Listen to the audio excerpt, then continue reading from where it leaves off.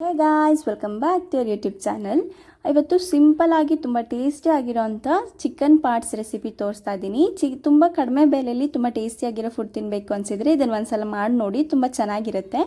ನಾನಿಲ್ಲಿ ಫಸ್ಟೇ chicken ಪಾರ್ಟ್ಸ್ನ marinate ಮಾಡಿ ಇಟ್ಕೊಂಡಿದ್ದೆ. ಮ್ಯಾರಿನೇಟ್ ಮಾಡೋಕ್ಕೆ ಬೇರೆ ಏನೂ ಇಲ್ಲ, ಸ್ವಲ್ಪ ಉಪ್ಪು, ಅರಿಶಿನ ಪುಡಿ, ಚಿಲ್ಲಿ ಪೌಡರ್ ಹಾಕಿ ಕಲಸಿಟ್ಕೊಂಡ್ರೆ ಸಾಕು.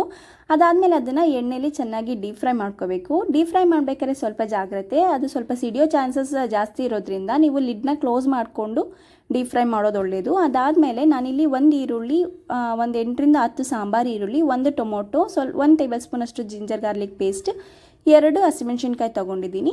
1 ಈರುಳ್ಳಿ ಮತ್ತು 2 ಹಸಿಮೆಣ್ಸಿನ್ಕಾಯಿ ಫಸ್ಟ್ ಹಾಕಿ ಚೆನ್ನಾಗಿ ಫ್ರೈ ಮಾಡಿದ ಮೇಲೆ ನಾವಿಲ್ಲಿ ಸಾಂಬಾರು ಈರುಳ್ಳಿ ಅಂತ ಏನು ಹೇಳ್ತಾರೆ, ಚಿಕ್ಕ ಚಿಕ್ಕ ಈರುಳ್ಳಿ ಬರುತ್ತಲ್ಲ, ಅದನ್ನು ನಾನು 8ರಿಂದ 10 ಈರುಳ್ಳಿನ ಕಟ್ ಮಾಡಿ ಇಟ್ಕೊಂಡಿದ್ದೀನಿ.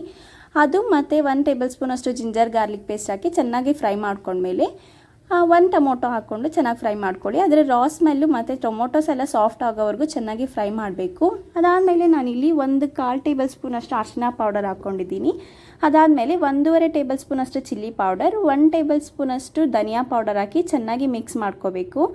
ಅದಾದಮೇಲೆ 1/4 ಟೇಬಲ್ ಸ್ಪೂನಷ್ಟು ಗರಂ ಮಸಾಲ, 1/4 ಟೇಬಲ್ ಸ್ಪೂನಷ್ಟು ಪೆಪ್ಪರ್ ಆ್ಯಡ್ ಮಾಡ್ಕೊಳ್ಳಿ ಮತ್ತು ಸ್ವಲ್ಪ ಉಪ್ಪು ಆ್ಯಡ್ ಮಾಡ್ಕೊಳ್ಳಿ.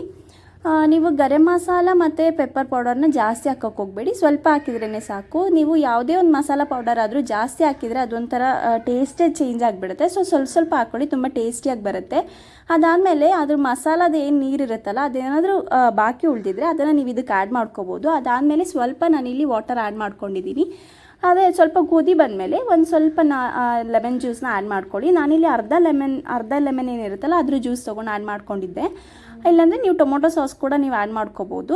ಅದಾದಮೇಲೆ ನಾವು ಫ್ರೈ ಮಾಡಿಟ್ಟಿರೋ ಅಂಥ ಪಾರ್ಟ್ಸ್ ಏನಿರುತ್ತೆ ಅದನ್ನು ಇದಕ್ಕೆ ಹಾಕ್ಕೊಂಡು ಮೇಲೆ ಸ್ವಲ್ಪ ಕೊತ್ತಂಬರಿ ಸೊಪ್ಪು, ಕರಿಬೇವು ಸೊಪ್ಪು ಹಾಕಿ ಚೆನ್ನಾಗಿ ಮಿಕ್ಸ್ ಮಾಡ್ಕೊಳ್ಳಿ.